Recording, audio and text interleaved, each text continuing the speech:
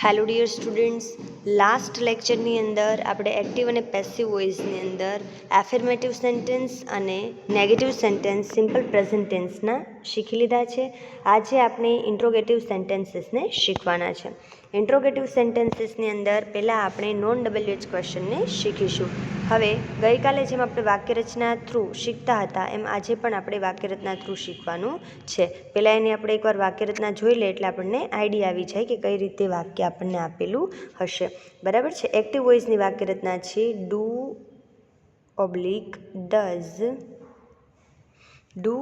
Does plus કર્તા plus V1 plus કર્મ plus અન્ય શબ્દ.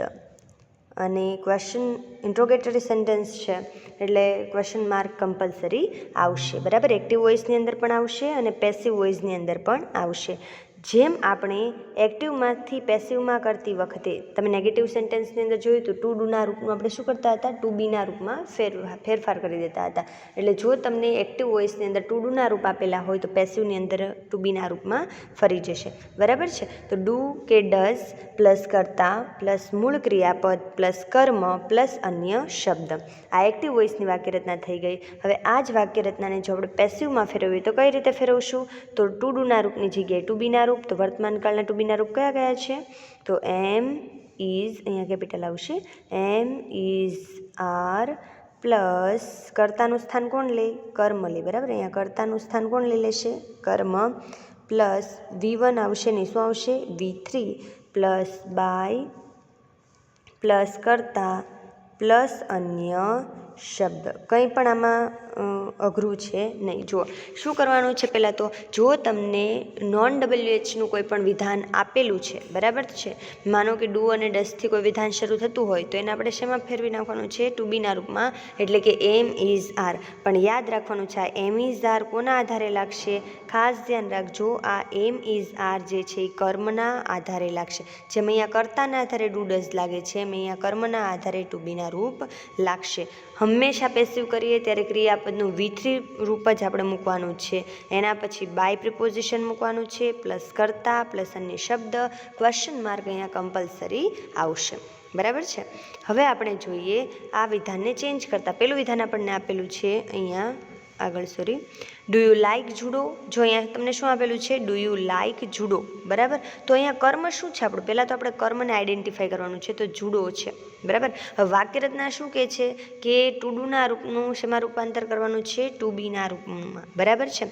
હવે જુડો એકવચન છે કે બહુવચન? તો એકવચન છે. બરાબર. તો એમિઝારમાંથી આપણે શું મૂકી શકીએ? ઇઝ. બરાબર.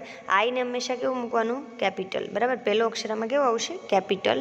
ઇઝ પછીથી જશે અહીંયા કર્મ, જુડો, લાઇકનું V3 એટલે કે liked by you question mark થઈ જાય છે. જુઓ is judo liked by you question mark. To be plus કર્મ plus V3 plus by plus કર્તા પ્લસ ક્વેશ્ચન માર્ક. એના પછીનું વિધાન do you like English language.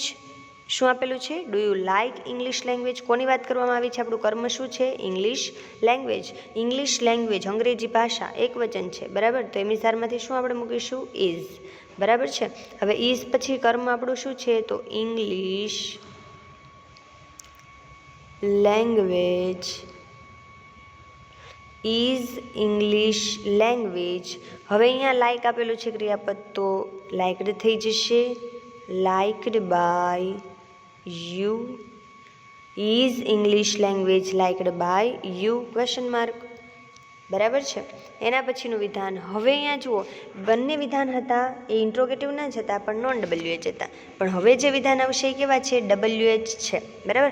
કંઈ પણ ફેર નથી WHની વાક્યરચનામાં અને નોન WHની વાક્યરચનામાં કંઈ પણ ફેર છે નહીં. શું ધ્યાન રાખવાનું છે? ખાસ ધ્યાન રાખજો. જો અહીંયા આપણે શું યાદ રાખતા હતા? ડુ કે ડઝ.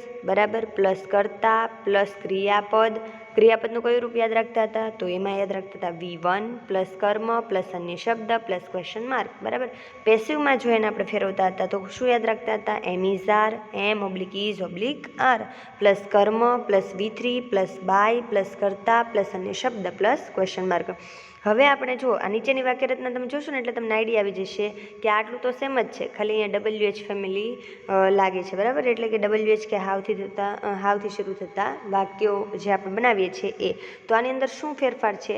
તો પહેલી જે વાક્યરચના હતી ડુડઝવાળી વાક્યરચના એક્ટિવ વોઇસની અંદર એની આગળ ખાલી WH કોઈ પણ એક જે છે એ WH કે હાવથી જે પ્રશ્નાર્થ શબ્દ શરૂ થાય છે, તો જે પ્રશ્નાર્થ વાક્ય માટે જે પ્રશ્નાર્થ શબ્દ છે કે જે WH કે હાવ વાળો છે એનો ઉપયોગ અહીંયા આપણે કરવાનો છે, બરાબર છે. હવે એક્ટિવ વોઇસની અંદર વાક્યરચના બનાવવી હોય તો કઈ રીતે બને? તો આ વાક્યરચના લખી નાખજો, WH કે હાવથી શરૂ થતા શબ્દ અથવા તો WH કે હાવ પ્રશ્નાર્થ શબ્દ એવું લખી નાખો તો પણ ચાલે, બરાબર છે. WH કે હાવ પ્રશ્નાર્થ શબ્દ પ્લસ કરીને જે ડુડઝવાળી વાક્યરચના હતી એક્ટિવની જ આવશે, પ્લસ ડુ/ડઝ પ્લસ કર્તા પ્લસ ક્રિયાપદનું મૂળરૂપ પ્લસ કર્મ પ્લસ અન્ય શબ્દ, બરાબર છે. આ એક્ટિવ વોઇસની થઈ ગઈ. પેસિવમાં ફેરવવું હોય તો પણ સિમ્પલ છે, WH કે હાવ પ્રશ્નાર્થ શબ્દ પ્લસ શું થઈ જશે? M/is/R પ્લસ કર્મ plus V3 plus by plus કર્તા પ્લસ અન્ય શબ્દ પ્લસ ક્વેશ્ચન માર્ક. સાવ સરળ છે. નોન WHની વાક્યરચનામાંથી WHની વાક્યરચના બનાવી નાખવાની છે, કંઈ એટલું બધું યાદ રાખવાની જરૂર છે નહીં. હવે જુઓ, હવે એક્ઝામ્પલ શું કહે છે? Why do you listen to songs every day, બરાબર. Why do you listen to songs every day. હવે ખાસ આપણે સમજવાનું છે, પહેલાં તો શું કરવાનું છે કે WHનું WH જ રહેશે, એમાં કોઈ ફેરફાર થશે નહીં. WH ક્વેશ્ચન જ્યારે તમને પૂછવામાં આવે તો WH કે હાવથી જે પ્રશ્નની શરૂઆત થાય છે તો એમનું એમ જ રહેશે. તો અહીંયા આપણે મૂકી દઈશું વાયનું વાય, બરાબર. હવે ડુડઝની જગ્યાએ આપણે શું મૂકતા હતા? એમિઝાર મૂકતા હતા. કોના આધારે? તો અહીંયા તો કર્તાના આધારે મૂકીએ છીએ, પણ હવે કોના આધારે મૂકવાનું છે?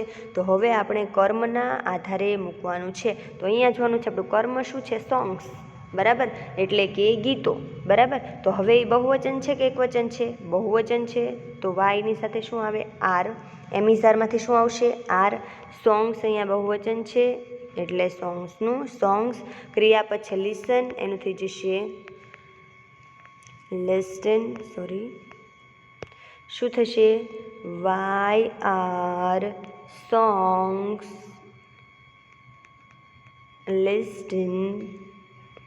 listened to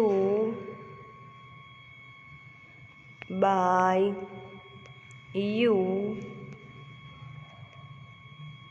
every day, બરાબર છે.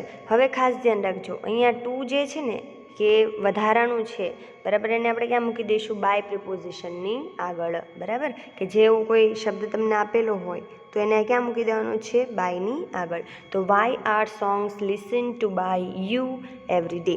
ઓકે. એના પછી આપણે જોઈશું how does Rajvi do her homework. How does Rajvi do her homework. અહીંયા ડઝ કેવી રીતના મૂકવાનું છે કોઈ કહેશે? તો અહીંયા રાજવી અહીંયા કર્તાના આધારે, બરાબર. એક્ટિવ વોઇસમાં કર્તાના આધારે મુકાય, જ્યારે પેસિવ વોઇસમાં કર્મના આધારે મુકાય, બરાબર છે. તો હવે જુઓ, હાવનું હાવ અહીંયા આપણે રાખી દેવાનું છે, બરાબર. કર્મ શું છે આપણું? કર્મ પહેલાં આપણે જોઈશું, બરાબર છે. તો કર્મ છે હર હોમવર્ક, તેણીનું ગૃહ કાર્ય, બરાબર. આખું શું છે આપણું? કર્મ છે, તેણીનું ગૃહ કાર્ય, એટલે હી શીટમાં આવી ગયું, એક વચન છે, બરાબર. તો હાવ ઇઝ હર હોમવર્ક.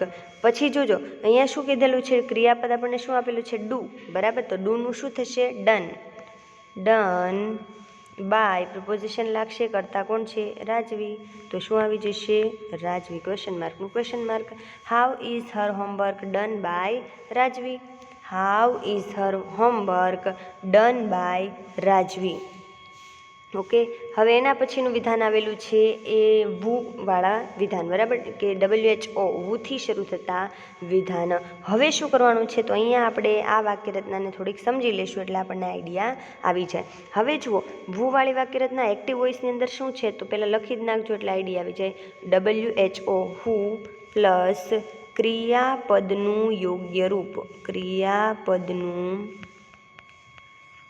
યોગ્ય રૂપ પ્લસ કર્મ પ્લસ અન્ય શબ્દ. કોઈ મને એમ કહેશે કેમ અહીંયા ક્રિયાપદનું યોગ્ય રૂપ એવું લખેલું છે? બરાબર છે. વુ પ્લસ ક્રિયાપદનું યોગ્ય રૂપ તમે દરેક ટેન્સની અંદર જોયા હશે, બધા ટેન્સના વિધાન. તો એની અંદર જ્યારે વુવાળું ક્વેશ્ચન હોય ને ત્યારે આપણને વાક્ય રચનાની અંદર તમારે જોઈ લેવાનું, બરાબર. કાળના આધારે ક્રિયાપદ લાગે છે, કાળના આધારે ક્રિયાપદ લાગે છે. હવે માનો કે મારે વર્તમાન કાળનું વિધાન બનાવવું છે વુથી, બરાબર છે, તો મૂળ રૂપ પણ આવી શકે અને એસ કે ઈએસ વાળું રૂપ પણ આવી શકે, એટલા માટે ક્રિયાપદનું યોગ્ય રૂપ અહીંયા મૂકેલું છે. હવે માનો કે આનું જ મારે પેસિવ કરવું છે તો વુની જગ્યાએ શું લાગશે, યાદ રાખજો, બાય વુમ. શું લાગી જશે, બાય વુમ. આ પેસિવની વાક્ય રચના થઈ. વુની જગ્યાએ by whom plus am is are plus કર્મ પ્લસ V3 પ્લસ અન્ય શબ્દ પ્લસ ક્વેશ્ચન માર્ક. અહીંયા ખાસ ધ્યાન રાખજો, વુનું શું થશે, બાય વુમ થઈ જશે, એના પછી એમિઝાર લાગશે, કર્મ પહેલાં આવશે, બરાબર. એમિઝાર પ્લસ V3 સીધું નહીં આવી જાય, શું આવશે, પહેલાં કર્મ આવશે અને પછી V3 આવશે અને પછી અન્ય શબ્દ આવશે. ક્વેશ્ચન માર્કનું ક્વેશ્ચન માર્ક રહેશે. પહેલો આપણને આપેલું છે example, who takes breakfast every morning. Who takes breakfast every morning. નિયમ મુજબ વુનું શું થઈ જશે, બાય વુમ. શું થઈ જશે, બાય વુમ. હવે જે છે એ આપણે શું મૂકવાનું છે, ક્રિયાપદ. પણ કોના આધારે આપણે મૂકીશું, તો કર્મના આધારે.